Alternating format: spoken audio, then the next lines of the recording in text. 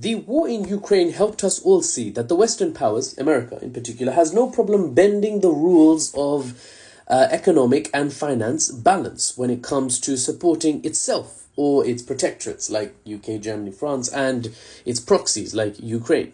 One set of rules for the West and another set of rules for the rest. Let's talk about the Russia-Ukraine war as an example. Before you tune out, if you're pro-West, hear me out, because I think you'll want to hear this. It's not discussed much in the West at all. You see, Russian assets, meaning wealth belonging entirely to Russia and its citizens, $300 billion of Russian assets were stored in the territories of Western Europe. When the war in Ukraine broke out, all of this was frozen.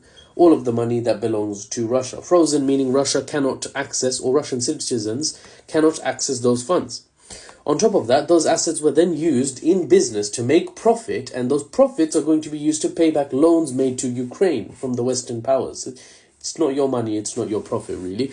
Now remember, officially, NATO countries are not at war with Russia, wink wink, because, they kind of are. So freezing Russian assets is definitely unconventional. If it was a case that these countries are directly at war with Russia, that would be one thing.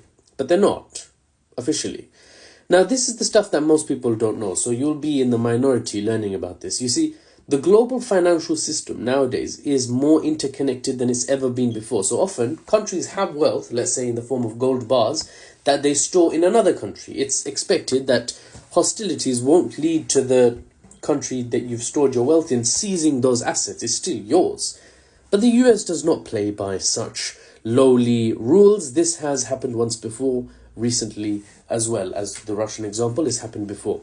Let's go through that previous example. When the Taliban overthrew the US puppet state in Afghanistan and liberated the country to be ruled independently by the Afghans themselves, or the Afghans, the US was dealt a huge blow. A global superpower does not simply lose to sandal-clad hillmen wielding 50-year-old Kalashnikovs without feeling a bit embarrassed. So what did they do? They seized the Afghan central bank funds, which were physically in the US. They said, this is ours, and we will do with it what we like. Look it up. This is legit. I'm not making this up. If you're America, you can basically steal. No problem. As long as you steal from your enemy.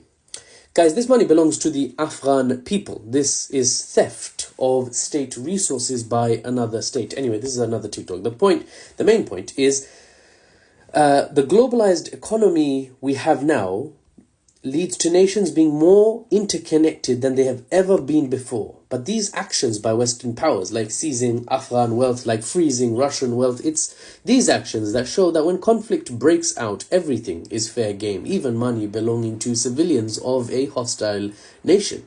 Or at least that's the rules by which the Western powers play, and the rest of the world is not happy. This has only one outcome: mistrust and deglobalization. Countries will move away from entangling themselves in the economies of others, especially potentially hostile nations. They'll keep their central bank reserves somewhere more trustworthy. If not in their own countries, at least not in the West. Because this is only done by the West. No non-Western country does this in times of conflict, mainly because no non-Western countries have the foreign reserves of other nations. But that doesn't really make it excusable for the Western countries.